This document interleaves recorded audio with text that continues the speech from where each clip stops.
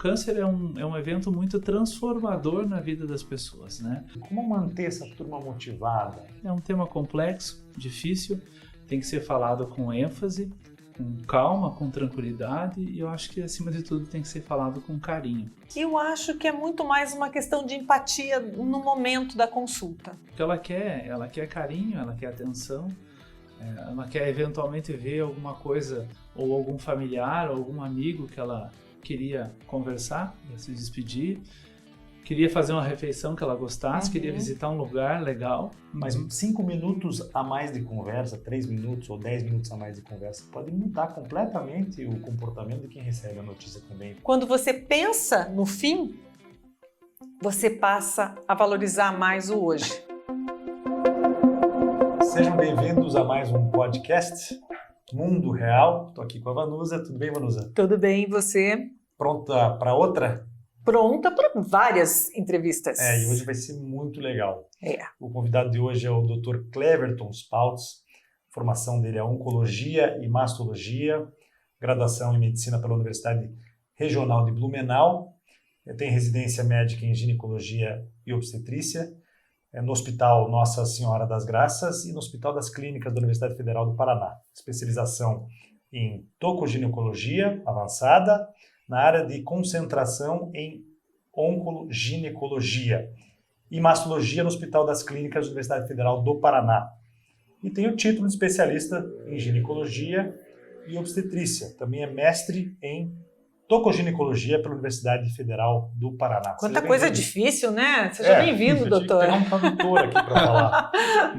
Obrigado pelo convite. Adoro estar aqui, vou adorar. Vai ser um papo bem legal. Muito obrigado. A gente vai falar um pouquinho sobre as mulheres, sobre o enfrentamento de doenças, o câncer, enfim, a gente vai falar de momentos que são difíceis para todo mundo, né? Bem complicado, né? Acho que falar sobre doença já é complicado, mas o que é mais bacana é falar com um alto astral, porque o que a gente vê hoje, o doutor pode confirmar, é que a ciência está muito avançada, né? E quando a gente fala de câncer, sempre assusta, mas acho que nós temos boas notícias, né, doutor? Com certeza, e levar essa informação para as pessoas que, quem sabe, estejam vivendo esse momento seja importante, né, doutor? Claro. Eu sempre costumo falar para as minhas pacientes que muitas vezes o preconceito contra o câncer ele é maior do que o próprio câncer. Uhum. É claro que é uma doença séria, claro que é uma doença importante, mas é uma doença absolutamente tratável, né? A grande maioria das pessoas que têm câncer hoje tratam e ficam bem, né? Infelizmente, a gente tem casos de desfechos desfavoráveis, mas isso é cada vez menos e a medicina cada vez tem mais opções de tratamento. E não só o tratamento, também a qualidade de vida, né? Acho que é muito importante de que, além da evolução do tratamento, a gente busque tratamentos que tragam menos desgastes para os nossos pacientes. Isso é muito importante que todos saibam. Eu sou um pouco traumatizado com o câncer. Na minha família, meu pai faleceu de câncer no pâncreas. Foi um processo muito rápido. Ele fez um tratamento nos Estados Unidos e você sabe que lá a medicina, os médicos são muito diretos nas palavras. E quando, eu me lembro como se fosse hoje, né? Foi o Dia das Mães, em maio, isso há mais ou menos 20 anos atrás, um pouco mais talvez. Um médico estava no apartamento que ele estava ali se recuperando, fazendo tratamento, depois de ter feito uma cirurgia. Eu cheguei lá, o médico já tinha dado informação para o meu pai de que ele teria aí seus últimos dias de vida, câncer de carcinoma. Enfim, foi feita a biópsia depois da cirurgia e era para ele se organizar porque ele ia morrer dali a 30 dias, 40 dias. E depois isso se confirmou, a gente voltou para o Brasil e ele fez o tratamento durante um tempo, até conseguiu ganhar aí uns 4, 5, 6 meses de vida, mas foi muito difícil para nós, para mim inclusive, né? Ele tinha 57 anos, ele tinha uma presença muito forte na nossa casa. Como dar essa notícia, né? Por pior que ela seja, como é que o senhor faz isso? Porque eu vejo, assim, a Vanusa foi tua paciente, eu conheço outras pacientes, a gente chegou a fazer uma live no Instagram, e outras das suas pacientes me encontraram, você fez uma live com o meu médico, assim, elas têm adoração pelo senhor, pelo teu trabalho, pela forma como o senhor conduz a medicina, como dar essa notícia sem desestimular, porque sempre há uma chance, né? Se existe aí 5%, 10%, vamos lutar para conquistar isso, né? Você recebeu uma notícia, olha, acabou, encerrou para você, se organize, talvez... Parece que é pressa, né? E talvez seja uma questão cultural, mas eu me lembro do meu pai muito bravo com isso, sabe? No carro, inclusive, depois a gente teve que se dirigir ao hospital, porque ele começou o tratamento de radioterapia e quimioterapia, ele falou, pô, esse cara é um canalha, não? O cara vir aqui me enterrar vivo? Não, isso não vai ficar assim, não. Eu vou lutar, e ele quis lutar, ele lutou até o final, mas, infelizmente, né, nem tudo a gente controla com a força da motivação. Mas acredito que a desmotivação que partiu daquele médico pode, inclusive, ter influenciado o tratamento. É um tema delicado. Eu acho que não existe uma receita pronta para todos os pacientes. É uma questão de você observar alguns sinais e você tentar ser de forma franca, clara, direta. A gente não deve esconder as coisas dos pacientes, mas explicar de uma forma que ele entenda que é uma coisa séria, que é importante, mas que tem perspectiva. Esse é o primeiro ponto, né? As pessoas associam naturalmente câncer com morte. Então, quando você dá um diagnóstico para uma pessoa, seja homem ou mulher, a primeira percepção que tem é que ele vai morrer. Ele pode não falar, ele pode não discutir, e é a mesma percepção que a família tem, os amigos. Eles olham para a pessoa com dó, né? E isso é um sentimento muito ruim, né? E uma das coisas que eu abordo na consulta. E explico que muitas vezes os amigos ou a própria família, alguns familiares vão olhar para eles ou para elas com dó, com tristeza, né? E que elas não se deixem abater por isso. É importante que você explique como vai ser o tratamento, que esse tratamento existe e há desgastes, né? Uma quimioterapia, ou eventualmente uma radioterapia, uma cirurgia. Muitas vezes são situações complexas, né? Tratamentos longos, mas que é possível vencer, né? E que, havendo uma possibilidade, a gente tem que se engajar. Mesmo em casos mais severos, onde as possibilidades são menores, elas sempre existem. O que acontece é que existem, talvez, assim, umas diferenças culturais importantes, né? Por questões culturais, questões que eu diria até do ponto de vista médico-legais. Médico-legais, né? Em alguns países, os Estados Unidos é um deles, né? As notícias são dadas de forma mais impessoal, mais frias. Mais frias. Porque ele pode ser processado caso ele não receba a informação e Exatamente. mal a informação. Exatamente. Esse médico me deu esperança e eu não tinha. E não teve. É mais ou menos isso.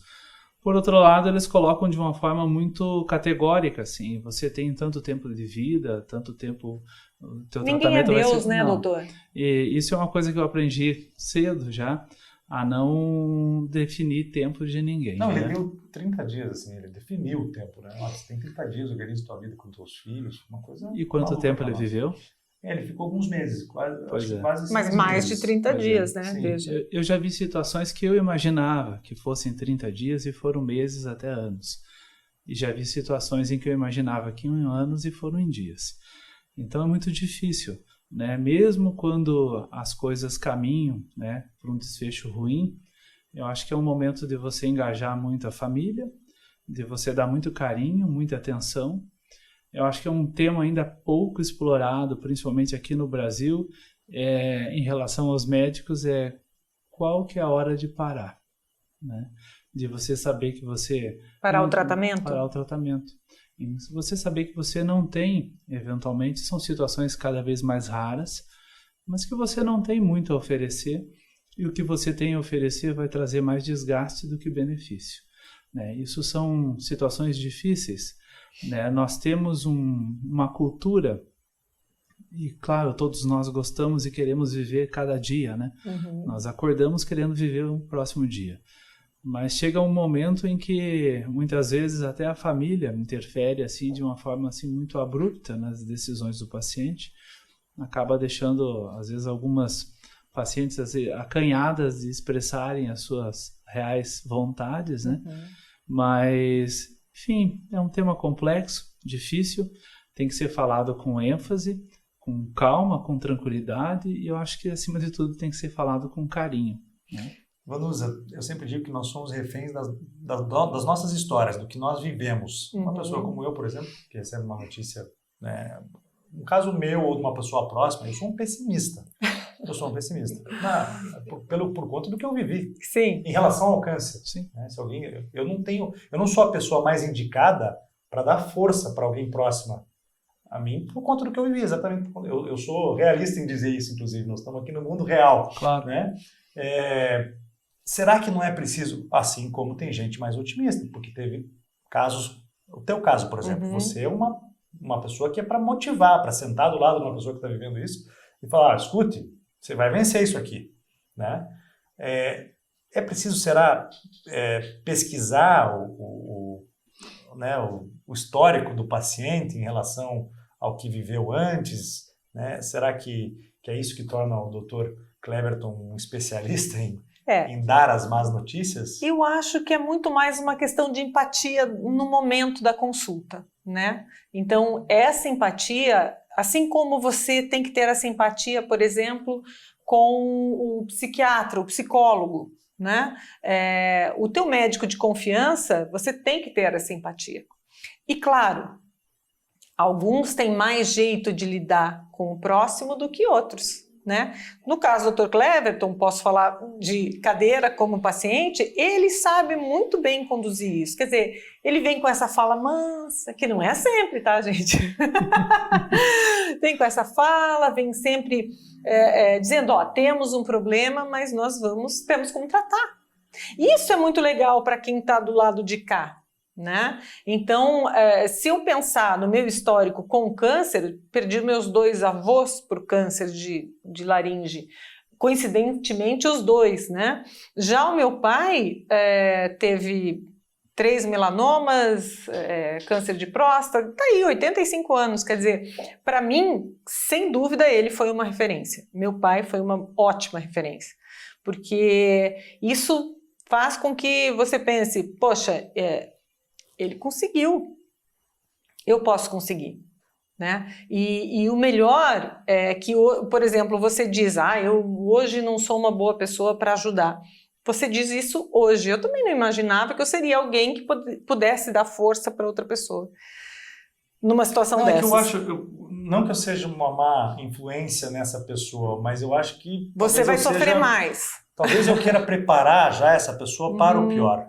Porque foi algo que eu vivi e eu não queria acreditar. É que quando a coisa acontece... doeu mais em mim porque aconteceu sem eu querer acreditar. Então, mas de repente, quando a coisa acontece com você, muda, né? Eu acho que de repente eu estou sendo legal com a pessoa, quando eu vejo um caso, por exemplo, igualzinho o do meu pai, por exemplo, um câncer de pâncreas, que é um câncer complicado. Claro. E eu recebo essa informação de alguém que eu conheço. Você já pensa no pior. Olha, é o seguinte, eu não queria dizer isso para você, mas... É um câncer grave, mas nós conhecemos uma pessoa que sobreviveu. Claro. Pois conta aí, doutor. Mas, assim, o que eu acho é que talvez você não tenha, infelizmente tomara que não tenha, pessoas talvez fora o teu pai, né, depois um contato muito próximo assim com pessoas que tiveram câncer. Porque não, sim, claro, mas uma esposa, a mãe, esse tipo de situação faz com que a gente mude e com que a gente volte a acreditar, tá? Quando você olha de fora, por mais que seja às vezes um amigo, a gente tem uma forma um pouco mais fria de ver. E isso talvez faça com que nós, médicos, tenhamos uma clareza muito maior do ponto de vista de explicar, né, com as palavras certas o que as pessoas vão ter que passar, o que vão fazer, o que vão tratar. A gente nunca deve esconder nada de ninguém, mas tem várias maneiras de se dar a mesma notícia. Eu acho que essa é a grande diferença. Com a família é diferente, a gente observa assim, né? Eu costumo dizer que os relacionamentos bons se fortalecem e os ruins acabam, né? Nessas situações de estresse, de angústia, de medo, né? Muitas coisas afloram, né? A Vanusa, mais do que eu pode falar, né? A gente pensa de forma diferente. As mulheres citam isso. Doutor, minha vida mudou. Tem coisas que eu valorizo mais, eu valorizo menos. E eu acho que quando você tem essa essa proximidade muito grande na tua família, né, as coisas tendem a mudar. Eu não teria dúvida de que, eventualmente, se você tivesse uma nova situação como você teve, que você renovaria toda a tua esperança outra vez. Agora, faz muita diferença isso que o senhor está dizendo aqui, né? As palavras, o jeito de falar, a paciência. Talvez, em outros países, o coração dos médicos, né, ou a paciência, ou até porque, sei lá, mais capitalista, ganham por hora, querem ser objetivos e práticos, até porque tem expectativa de que o paciente deseje isso, mas 5 minutos a mais de conversa, 3 minutos ou 10 minutos a mais de conversa, podem mudar completamente o comportamento de quem recebe a notícia também. Talvez seja isso também, né? O senhor colocar mais do seu tempo à disposição do paciente. Eu não me caracterizo por consultas muito longas, né? Eu procuro ser bem objetivo nas minhas consultas. A Vanusa é minha paciente, ela pode me dizer isso. Mas eu acho que você tem que falar a coisa certa da maneira certa. E nem isso não existe uma receita. Às vezes você não acerta. Às vezes as pessoas não ficam contentes com a maneira que você aborda. Mesmo tendo uma experiência de alguns anos com essa situação. É importante entender, compreender. A maioria das mulheres, no meu caso, entendem e compreendem muito bem. Eu acho que talvez a grande diferença é você demonstrar, isso faz diferença para um paciente, que você está interessado no tratamento dela, que você se compromete em dar o teu máximo, né? Nem que ela entenda que às vezes o máximo que você vai dar possa não ser o suficiente. Ou seja, não são apenas os resultados e as possibilidades, os percentuais, as chances que ela tem, mas é de dizer o seguinte: nós estamos juntos nessa, e se tiver alguma chance, claro, nós vamos buscar esse resultado junto. É um comprometimento, e um comprometimento que hoje, quando você trata de um câncer, você nunca trata de um câncer sozinho. A paciente nunca vai ter contato com um médico único, ou com uma secretária só. Então, não são profissionais só médicos, tem um fisioterapeuta, tem um nutricionista, tem um psicólogo, muitas vezes. Ela sentir que aquele grupo, aquele conjunto de pessoas que estão atendendo ela, tenham realmente comprometimento com a melhora dela. Né? Isso que o doutor falou do interesse é muito importante, né? Porque aí é que você sente a confiança, né? Porque quando você... Pode ser em qualquer conversa, não precisa ser numa conversa entre médico e paciente. Qualquer conversa, quando o outro se mostra interessado naquilo que você diz, fica muito mais gostosa na venda de um produto, por exemplo. Por exemplo. Não fica mais bacana? Se quem vende o produto acredita no produto e acredita que ele vem vai com fazer argumento bem, bom e tal, e está interessado em ajudar aquela pessoa, é completamente diferente de um produto que mas ele só está querendo vender. Pelo que eu lembro na nossa última live, você até comentou o histórico do seu pai e falou que ele foi atendido por um outro médico aqui no Brasil. Verdade. E que foi diferente. Foi absolutamente diferente do ponto de vista de atenção, de afago, de carinho, de cuidado. Aqui em Calixto. Dr. Calixto. Que foi na nossa casa também. Meu pai, completamente diferente, né? Meu pai mal conseguia andar, tinha que se deslocar. Ele foi direto para o hospital nos Estados Unidos, ficou lá. Minha mãe não sabia falar inglês, foi um momento difícil para a gente. E ela ficou junto com ele no hospital o tempo inteiro. Mas ele voltou e o doutor Calixto atendeu, e saudoso, aliás, né? Faleceu o doutor Calixto.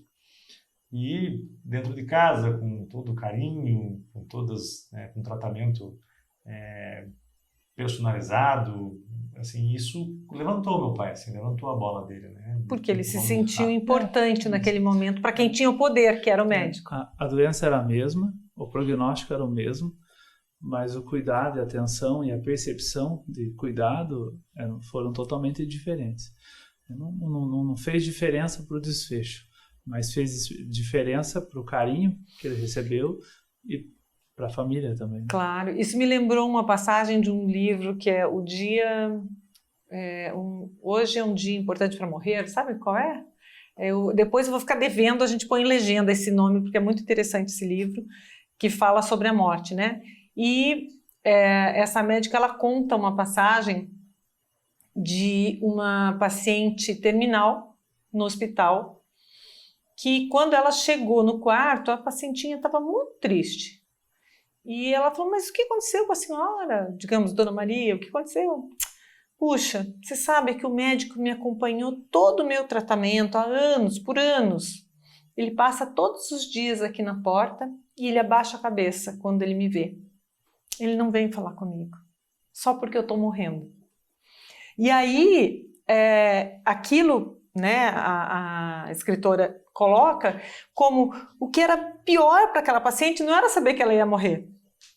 Era a ignorância, digamos assim, o medo de lidar com a morte que o próprio médico dela teve.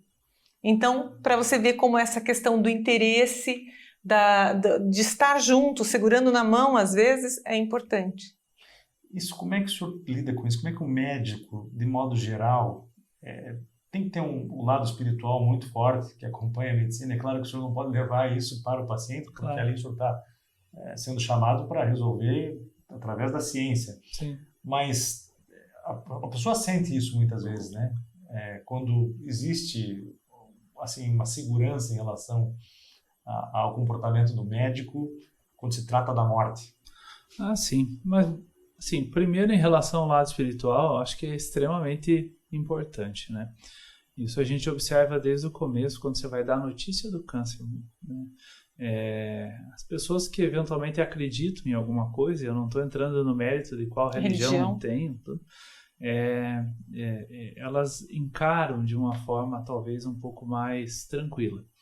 As pessoas muito terrenas, né, que acreditam que eventualmente aqui vai ser o final de tudo e não há mais nada depois, entram em pânico, né? E isso eu percebo que no decorrer do tratamento e quando eventualmente a gente vai para um desfecho desfavorável, que se aproxima da morte, até os ateus falam em meu Deus, né? Porque a gente se apega a tudo, mesmo aquelas coisas que você não acredita, né? Já tive pacientes conhecidos, médicos, né, que foram buscar curandeiros, né? No começo, um pouco mais novo, eu até ficava revoltado. Hoje eu compreendo e acho que se talvez eu estivesse na mesma situação, fizesse a mesma coisa. Né? Eu acho que conversar sobre a morte é um tabu, é difícil, não é fácil. Mas eu acho que uma coisa bem interessante, assim, a pessoa sabe que vai morrer. Você não precisa contar para ela que ela vai morrer. Ela sabe, ela enxerga, ela percebe, né? Sei que tem alguma situação em que ela não tenha a consciência do que está acontecendo com ela. Mas ela sabe que vai morrer. O que ela quer carinho, ela quer atenção, ela quer eventualmente ver alguma coisa, ou algum familiar, ou algum amigo que ela queria conversar para se despedir, queria fazer uma refeição que ela gostasse, queria visitar um lugar legal, né? Mas ela sabe que vai morrer. Você não precisa olhar para a pessoa e dizer que ela vai morrer. Ela entende. Ah, doutor, como é que está a minha situação? Está difícil, né? Não está fácil. Existem algumas possibilidades, mas são difíceis, remotas, né? Mas às vezes o jeito que você olha para a pessoa, ela fala, puxa vida, eu estou ferrado aqui. Sim. Tem que cuidar, né? Para não olhar com pena. Não, mas é olhar de pena. Esse olhar de pena é o que tem de, mata. É o que tem de pior, né? A gente deve olhar talvez com cuidado, com atenção, com carinho, né? Mas não com pena, né? Até porque assim, todos nós vamos viver um tempo e a gente vai morrer, né? E a gente não precisa ter pena de morrer, né? Eu acho que a gente tem que tentar encarar a morte de uma forma assim mais branda, embora todos nós vamos sempre querer viver, né? Olha, eu acho assim, que a gente vai atravessar a rua, você nunca sabe se vai chegar do outro lado. Sim. Ao longo desse tempo, meu diagnóstico foi em 2015, dezembro de 2015. De lá para cá, muita gente que foi, inclusive, me visitar. Eu sempre brinco que era uma correria na minha casa, tanta gente me visitando, que eu pensei um dia, gente, acho que eu vou morrer mesmo. Tá todo mundo vindo se despedir. Só eu que não entendi ainda. Mas algumas pessoas já foram, algumas pessoas já partiram antes de mim por outras coisas inesperadas, situações inesperadas. Então, assim, o que nós não fazemos... Agora falando sério, isso passou pela cabeça mesmo? Teve momentos que você passou, não vou conseguir vencer a doença? Nunca. Nenhum momento? Não. Eu fui mais, assim... Eu fui muito otimista do começo ao fim, né? Então, quando eu comentei isso, como eu tenho o blog, falava disso, eu brincava. Época, né? Eu brincava isso. Escuta, eu acho que eu vou morrer. Faz 30 anos que você não me vê. Você veio me visitar, veio se despedir. Então, eu levei isso realmente numa... Eu sabia que era difícil, sabia que era sofrido, mas entendi que era possível. E fui pesquisar, mas eu sempre digo para as pessoas, não vão no Dr. Google, você tem que saber pesquisar, você tem que saber o que você vai fazer. Conversava francamente com o médico, você não me disse tal coisa, não disse porque não era o momento, ou porque não é o teu caso, entendeu? Então, isso tudo assim que eu reagi e agi. Agora, o que é interessante é que nós quase perdemos esse talento da medicina para a contabilidade. Para contabilidade. A gente começou a entrevista de um jeito bem pesado, agora vamos começar a falar de coisa mais agradável aqui, mas acho que era importante a gente conversar sobre isso, porque essa coisa da notícia, né? O senhor seria contador? Eu ia. Na realidade é o seguinte, eu sou filho de professora, né? Numa época que era muito malandro, então minha mãe me levou cedo para a escola. Eu entrei no ensino fundamental com 5 anos, né? E acabei o meu segundo grau, né? Na época, segundo grau, né? Hoje é ensino médio, né? Com 14 para 15 anos, né? No interior, não tinha um pouco de medo, receio de sair ainda. No Paraná ou Santa Catarina. E eu venho de uma cidadezinha chamada Lebon Regis, pequenininha, né? E daí eu fui para a cidade vizinha, fiz 2 anos de ciências contábeis. E você veja bem como um professor, eu tenho meu pai, minha mãe é professora, tudo, mas tinha um dos professores de ciências contábeis que um dia o cara olhou para mim e falou assim, cara, o que você tá fazendo aqui? Né? Cara, vai voar, vai sair daí, e merece coisa melhor, em outras palavras, não do ponto de vista da profissão, né? Mas que ele talvez enxergasse em mim que eu queria alguma coisa diferente, né? Nossa, meu pai, não, eu sempre quis, mas meio escondidinho, né? Você quer saber um negócio agora? É isso. Daí eu vim pra Curitiba, vim fazer cursinho, e depois eu acabei passando no vestibular em Blumenau e fui pra lá e voltei pra cá. Muito Oktoberfest lá? Todos os anos, vários dias. Não, me lembro muito do Oktoberfest. Não, Blumenau é uma cidade para se voltar, para tomar chopp, fazer festa. Faculdade nas horas vagas. Sim. Não, os alemães são sérios lá. Sabe que eu tive um professor um dia que não foi dar uma aula durante a universidade inteira. Que legal. Né? Que teve um problema lá, segundo ele, um problema de trabalho, né? Mas, era super organizado e tenho o maior carinho, o maior respeito por lá. Mas é uma cidade maravilhosa, eu adoro, assim, um clima gostoso, organizado, um povo extremamente hospitaleiro, querido. É muito legal. Muita saudade, é uma delícia. Muita saudade. Mas, e aí, ele escolheu uma especialidade para lidar com as mulheres, né? E aí, Deus olhou para ele e disse, então você vai ver. Você não vai tratar só de... A maior parte dos pacientes são mulheres. Sim. Deu para ele logo 4 filhas. 4 filhas mulheres? 4 filhas. Fazer o quê, né?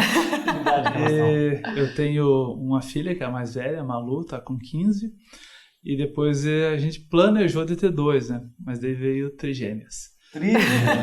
Tenho trigêmeas univitelinas, idênticas, estão com 12 anos, Laura, Helena e Ana Clara. Que beleza, eu tenho uma Helena também, tenho 4 também. 2 meninos e 2 meninas. Você soube dividir melhor. Mas o terceiro veio gêmeos, né? O terceiro e quarto já. Sim. Eu conversava com a minha mulher sobre ter 4º filho, eu falei, vamos ter 4º filho. Daí, quando ela estava grávida do terceiro, vamos dizer. Sim. E aí veio o Deus ouviu lá e falou, peraí, que vamos mandar de uma vez só. Mas eu teria mais filhos, ela que não quis. Olha, animado, hein? Eu não teria mais, não. Eu tô satisfeito, eu tô satisfeito com as minhas 4. Compensação lá em casa foi só menino também. 2 meninos, tá bom. Nossa, tá ótimo. O tratamento de câncer exige uma disciplina do paciente. Como manter o paciente motivado durante todo esse processo? A gente falou aqui de alguns pacientes que meio que entra em pânico, né? O senhor vai falar, vai ter que fazer o tratamento, eu não vou fazer nada, eu não quero, eu vou morrer, começam a enxergar, né, a coisa pelo lado negativo. Como manter essa turma motivada, né? Cuidar disso, monitorar para ver se eles estão cumprindo à risca o tratamento, se está tudo legal. E tem algumas coisas que eu queria te perguntar aqui também a respeito da atividade física. A gente já conversou outro dia na nossa live sobre Sim. isso, sobre a prática esportiva, que se traz benefícios ou não, se é melhor ficar parado no começo.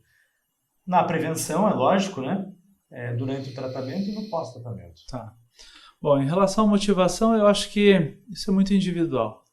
Você tem que tentar compreender cada pessoa e tentar buscar aquilo que melhor a motiva. Pode ser um filho, pode ser um marido, pode ser um namorado, né? Pode ser algo profissional, né? Mas todos nós temos alguma coisa que nos motive, né?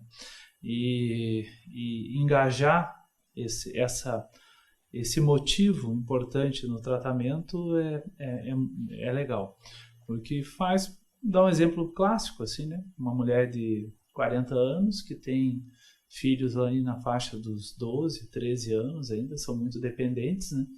E é óbvio que ela vai olhar para os filhos e a pergunta que ela me faz é: doutor, eu vou estar viva para cuidar dos meus filhos? E a resposta que eu dou: vai estar viva, você vai cuidar, e olhe para eles como motivo para se tratar, né?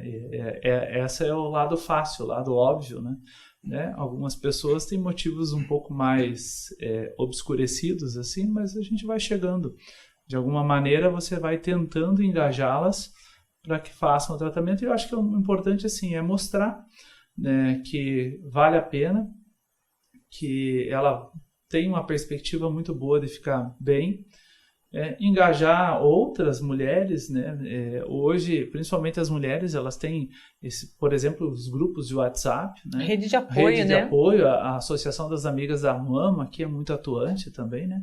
São pessoas que já passaram pela mesma situação que ela está passando e podem, talvez de alguma maneira, mostrar de uma forma mais clara que vale a pena e que elas podem ficar bem e tratar. Com o tratamento e ir em frente, seguir em frente. E o objetivo nosso hoje como médico eu preciso devolver essa mulher para a sociedade, eu preciso devolver ela para a família dela, eu preciso devolver ela para o trabalho dela, né? E é importante. Por exemplo, em relação ao trabalho, no passado se afastava totalmente, né? Hoje, guardados os devidos cuidados, ajuda. Imagine, hoje, grande parte das mulheres tem suas atividades profissionais, você tira essa pessoa de tudo, deixa ela trancada dentro de casa, isso é um ambiente tóxico, né? Tem uma apresentadora hoje do G1, da Globo News, que está apresentando de lencinho, tira fotos careca. Que isso foi uma coisa que melhorou muito. No passado existia muito preconceito, né?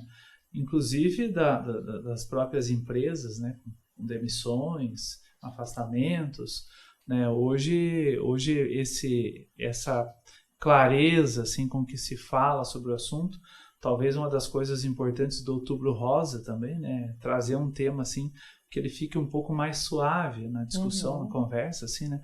Não seja aquele negócio que uma vez passa só de tempos em tempos numa televisão uma notícia ruim sobre uma doença rara que a pessoa está lá sofrendo e não consegue o tratamento, né?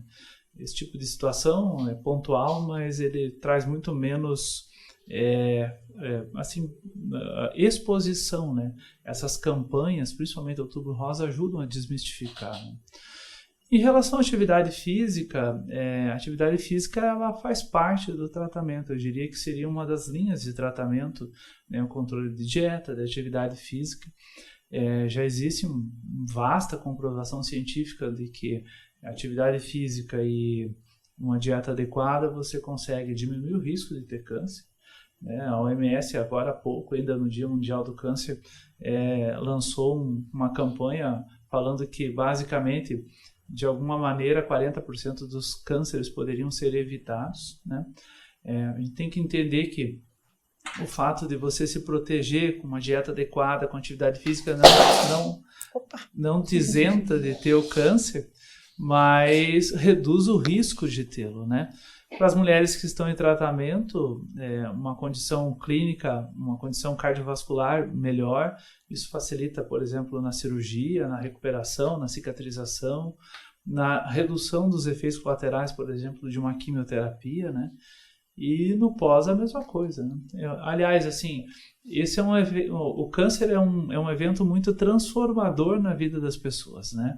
Eu tenho várias pacientes que praticamente não faziam nada de atividade física, tinham uma vida assim muito desregrada, assim, e acabaram mudando seus hábitos de vida, melhorando bastante, mudou a vida dela. Até porque passam a enxergar o mundo de um jeito diferente também. Com certeza. Esse susto, né? As coisas mudam. É uma doença que traz muitas reflexões, talvez por esse primeiro impacto, a sensação de você estar de frente para a morte, né? É algo que faz com que você repense muitas coisas da sua vida, com que eventualmente você valorize coisas que talvez você não valorizasse tanto antes e não dê tanto valor para algumas coisas que você dava, né? Gilberto Dimenstein, aquele jornalista, ele teve câncer, se eu não me engano, foi de pâncreas também. Ele lutou bastante tempo, muitos anos, e ele disse numa entrevista uma coisa que eu sempre que vou dar uma palestra, tal, eu levo essa frase porque eu acho muito legal. Eu não desejo a ninguém o câncer, mas eu desejo a todo mundo, a todos, a clareza que o câncer nos traz em relação à vida. Então isso é muito bonito e é verdade, é verdadeiro. Porém, assim, o que nós precisamos ficar vigilantes? Como tudo pode cair no esquecimento. E você retomar maus hábitos, e você retomar meios de conduzir a vida que não eram tão saudáveis. Então esse é um grande risco que você corre. Isso vale para a vida em diversos aspectos, Exatamente. Não só em relação ao câncer, porque tem vários cânceres que a gente, né, vive durante a vida, de exemplos ruins, né, de ações nossas que são negativas, que são maus exemplos, que não funcionaram para nós. São coisas que a gente precisa sempre estar lembrando, não se esquecer, porque servem como lições. Não se penitenciar, né? É isso que a maior parte das pessoas faz, fica se penitenciando. Não, é o aprendizado, lembrar, opa, eu não quero voltar a ser assim, eu não quero voltar a agir assim. Então, isso é muito legal, eu acho que é um grande aprendizado. Eu sempre brinco assim, quem já teve um pé de cada lado da cova, começa a olhar para baixo de um outro modo. Não que primeiro que você já não tem mais medo da morte, como você tinha antes. Porque você amadurece, você passa pensando. Exato, você passa a pensar de uma maneira muito diferente. Teve um jornalista da BBC que ele tirou um ano sabático para ele, foi viajar, e foi lá para o Nepal, acho. Não, ele foi para aquele país que é o país mais feliz do mundo, como é que é o nome mesmo? Sim, Butão. Foi para o Butão e quando ele chegou lá, ele estava num momento péssimo. Ele estava quase tendo lá um medo de morrer, não se sabe por quê e tal. E ele foi consultar um mestre, um cara lá numa montanha, chegou lá e contou: olha, eu tô com medo de morrer, eu tô com a sensação que eu vou morrer. Daí ele falou assim: sabe por que nós somos o país mais feliz do mundo? Ah, porque vocês têm o Ministério da Felicidade. Não. Porque vocês têm altos índices de contentamento das pessoas e não sei o que e tal com o governo? Não. Porque nós aprendemos desde criança a pensar na morte várias vezes ao dia. E aí a minha interpretação, quando você pensa no fim, você passa a valorizar mais o hoje. Mas eu não acho bacana a lição. Eu me lembro quando eu era criança, por exemplo, eu brigando com a minha mãe, que eu achava injusto esse negócio de morrer. Você tem que estudar um monte, acordar cedo para ir para a escola, né? Com 12 anos, com 11 anos, depois tem que fazer faculdade, daí tem que trabalhar, sobreviver, daí você morre no final, mãe. Eu me lembro de ter essa conversa com ela também. Agora, uma outra lição que o senhor trouxe aqui, que é importante, acho que do que a gente vive quando a gente passa a pensar na morte também, essa coisa dos filhos, né? O senhor falou que a maior preocupação dos pacientes é essa. Sim. Depois que a gente tem filho, eu fico muito cagão mesmo com a morte, porque eu tinha um pouco de medo de andar de avião, mas de repente eu me vi num avião, pô, mas se cair esse avião, como é que meus filhos vão fazer? Não é? É claro. Você fica pensando, pequenos ainda e tudo, a tua vida muda completamente e a tua visão da morte também, né? Depois que você tem filhos é completamente diferente. Ah, não, totalmente. Até naquela ultrapassagem que você ia fazer na estrada e que antes você arriscava, hoje você não faz mais. Né? Claro. Então, muda totalmente, assim, depois que você tem filho, você vive para os filhos, né? E principalmente... E a felicidade deles é a nossa felicidade. Claro. Para eu me fazer feliz, eu tenho que fazer a felicidade deles. Não tenha dúvida, né? É só você olhar um filho doente, por mais que seja uma coisa banal, a angústia que te traz, né? Minha esposa é médica, eu sou médico. Quando uma das minhas filhas está doente, eu não sei o que fazer. Eu não sei o que fazer. Porque isso é uma coisa que eu aprendi cedo, assim. Eu não faço nenhum tipo de tratamento em pessoas muito próximas a mim, assim. Porque a gente não pode se envolver emocionalmente, né? Por exemplo, fazer uma cirurgia na minha esposa, no meu filho. Né? Mas ele vai tudo bem. E se tiver alguma intercorrência, será que eu vou ter o discernimento adequado, a frieza para poder pensar? Não vou, né? Na minha opinião, é um comportamento muito egoísta de você imaginar que você não tem ninguém melhor que você para fazer aquilo, né? Sempre vai ter.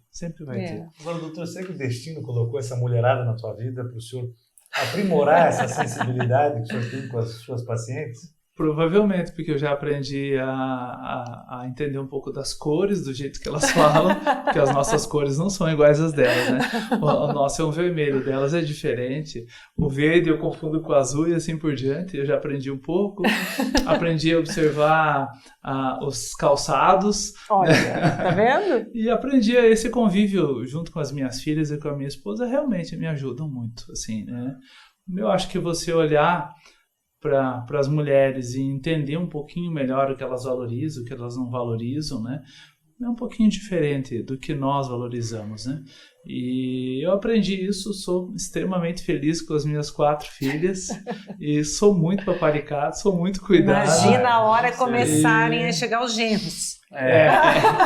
Isso é um sofrimento que eu vou deixar para quando acontecer. Todo pai pensa assim. Todo pai pensa assim, não, eu vou deixar para depois, vou deixar mais para frente, porque enquanto elas não vão ter namorados ainda... Sabedoria. Na verdade, esse tempo é importante até para a gente se preparar para isso. Claro, com certeza. Eu me preparo diariamente, eu penso. E hoje eu sou um cara muito mais maduro e tranquilo em relação a isso. Eu não cheguei nesse nível de amadurecimento ainda. É que as suas filhas são mais novas. Não, ele já tem de 15. Tem uma de 7 e tem uma de 12. A de 12... Não, as minhas têm 15 e 12 já. Olá. Né? Não, namorado provavelmente já existe, só eu que não conheço.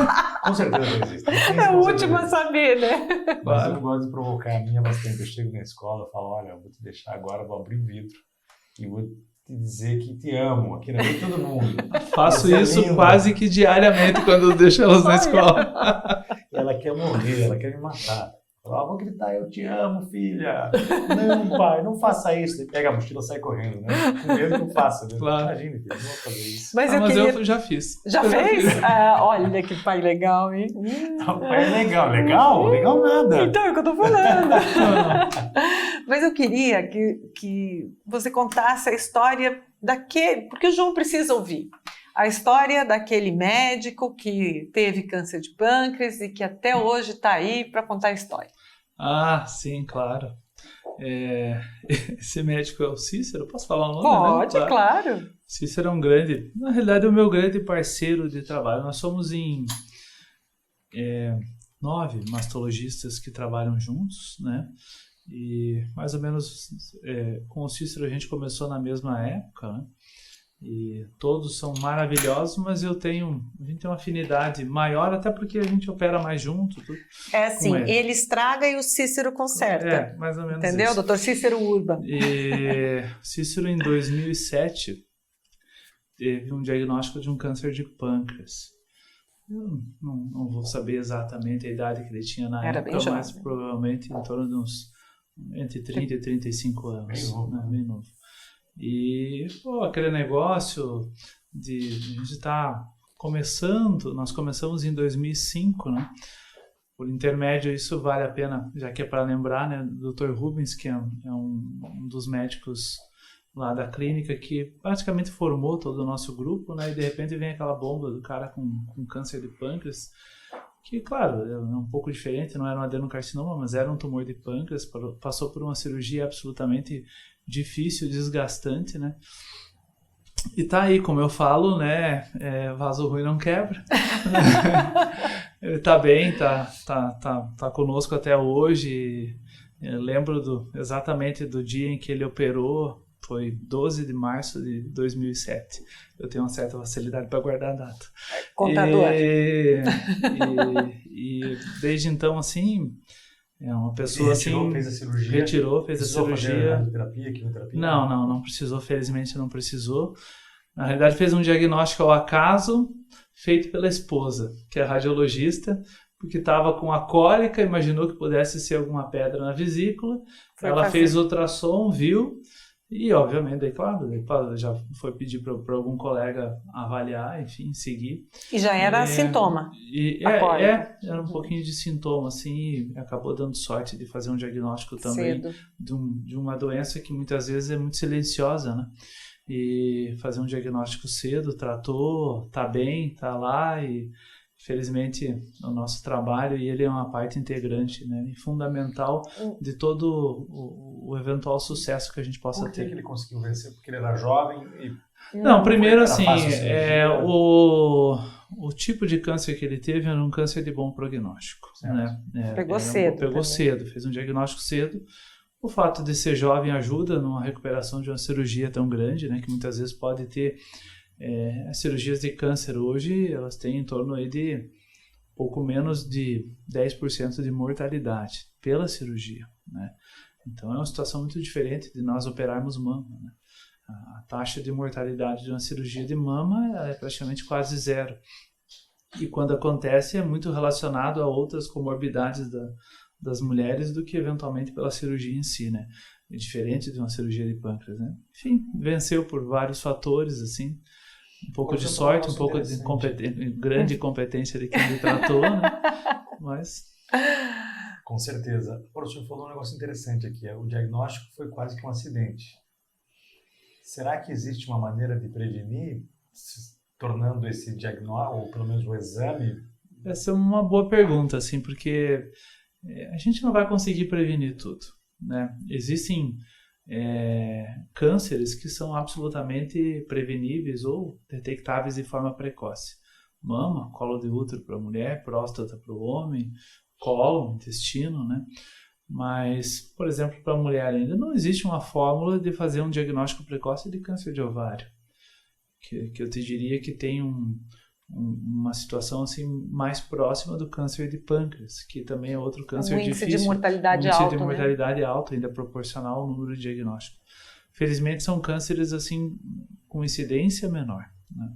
A medicina tem evoluído muito, mas do ponto de vista de diagnóstico, de você fazer um exame que realmente possa te trazer esse diagnóstico mais precoce, ainda alguns cânceres é muito precários, são muito precários. Existem alguns protocolos, por exemplo, de rastreamento de câncer de pâncreas para algumas pacientes com alterações genéticas, mas a gente não pode esquecer que também o excesso de exames pode trazer alguns prejuízos. Ah, é? Sim. Então, muitos... Mesmo de sangue? Assim, na minha opinião, esse é o futuro, porque evitaria esse tipo de prejuízo, por exemplo, de radiação ionizante que a gente tem hoje, né?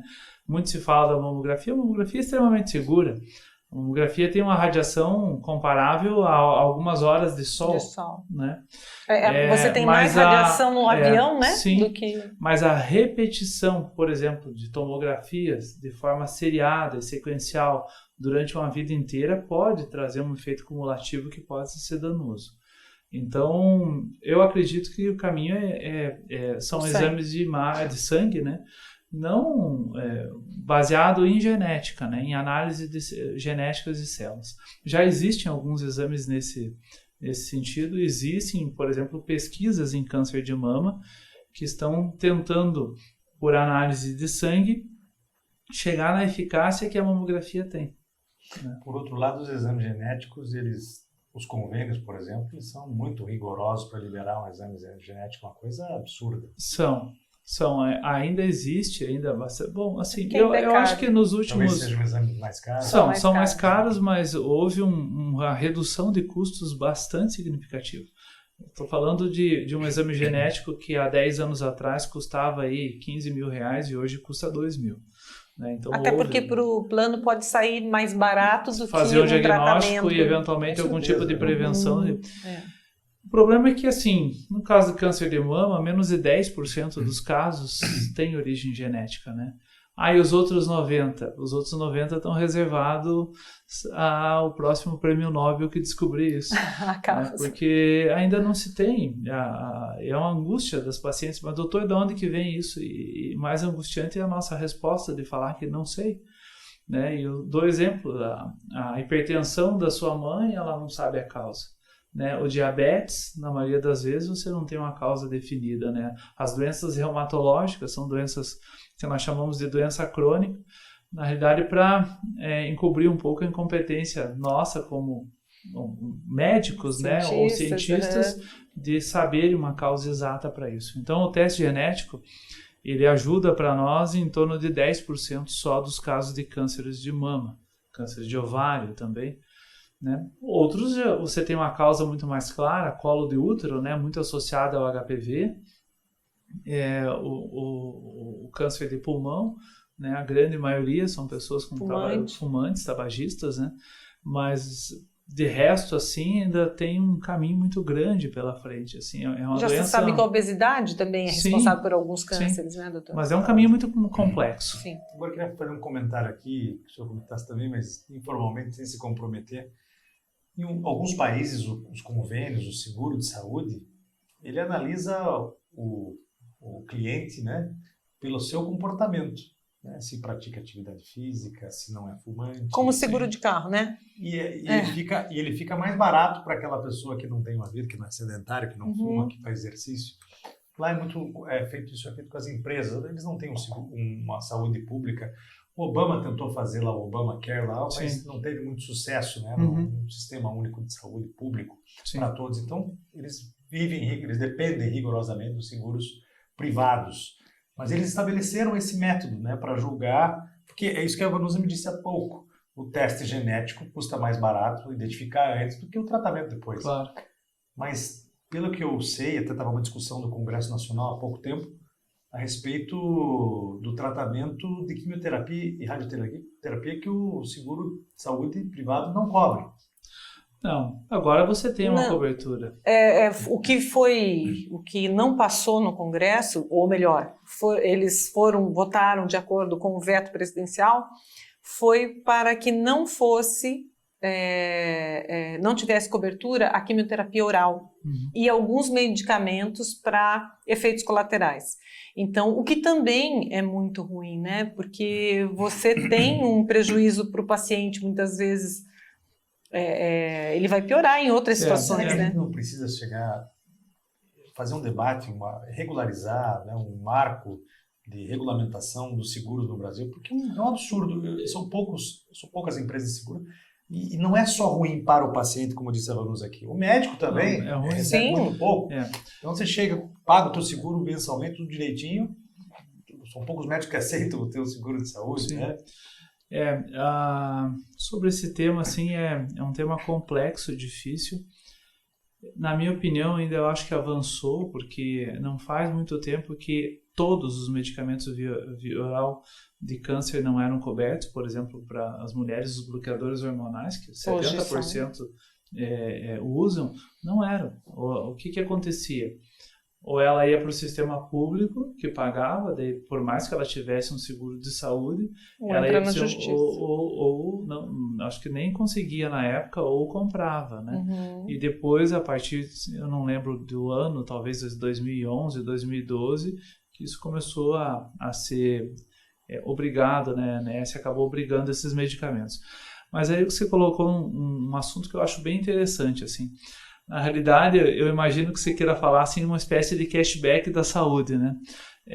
Ou seja, assim, se você tiver alguns hábitos de vida saudável, né? Eu vou reduzir, seria um cadastro positivo, né? Eu vou diminuir. Mas aí a gente tem que ver o outro lado. Isso é uma das preocupações que nós temos, por exemplo, com o teste genético, né? Será que o seguro de saúde não vai querer, não estou dizendo nem cobrar mais caro, não aceitar, por exemplo, se você tiver um teste genético dizendo que você tem mais risco de ter câncer de mama? É um risco. Então, tem os dois lados da moeda. Eu acho perfeitamente viável e seria muito adequado que, do ponto de vista de hábitos de vida, você pudesse ter uma certa diferenciação. Já existe uma discriminação, é lógico, com pessoas, eles não querem que Não. alguém que esteja doente contrate. Não, se você for contratado do ponto de vista de pessoa física, se você tiver 70 anos de idade, tiver uma doença cardíaca grave, um diabetes, dificilmente você vai conseguir contratar um seguro, e se conseguir contratar, vai ser um valor absolutamente elevado. Né? Mais ou menos como o seguro de vida também. Eu tenho sim. Eu não posso deixar ele, senão nunca mais fazem. É um problema global, né? Não é só no Brasil. Não, sim, com certeza. Mas com esses testes que estão vindo agora, do ponto de vista genético, e hoje nós conhecemos 10%. Mas talvez daqui a 15 anos a gente possa conhecer 50% da gênese dos cânceres. Será que, e é uma preocupação real que nós temos, será que isso não vai ser usado eventualmente contra a própria pessoa? Mas daí tem que estabelecer um sigilo com certeza dos resultados. Né? Mas é muito difícil. É muito difícil porque quando você vai preencher eles vão perguntar, você não pode mentir. Eles vão te perguntar, né? Provavelmente vai existir alguma maneira, né, de contrapor a isso, mas isso é das grandes preocupações que a gente tem. O Dr. Cleverton, ele teve uma atuação bem importante em relação eu até gostaria que você contasse, a um tratamento, né, doutor, um exame que é feito fora do país, se eu não me engano, que não tinha cobertura e que pode evitar a quimioterapia. Existem alguns tipos de teste genético. O teste genético que a gente conhece mais é aquele que vê hereditariedade, né? Mas existem outras análises genéticas, por exemplo, essa que a Vanusa citou, que são feitas no tumor, que hoje ela já consegue me estratificar melhor qual que é, por exemplo, o risco de recidiva de uma mulher, né? E principalmente assim, se existem alguns tratamentos que vão ser efetivos ou não para essa. Então, nós sabíamos, isso já era conhecido de longa data, vou dar o exemplo da quimioterapia, que uma parte das mulheres que faziam quimioterapia realmente não teriam o benefício da quimioterapia. Né? Mas tinha que tentar. Mas você não conseguia estratificar ou identificar quem eram aquelas mulheres que teriam benefício e quem as que não teriam.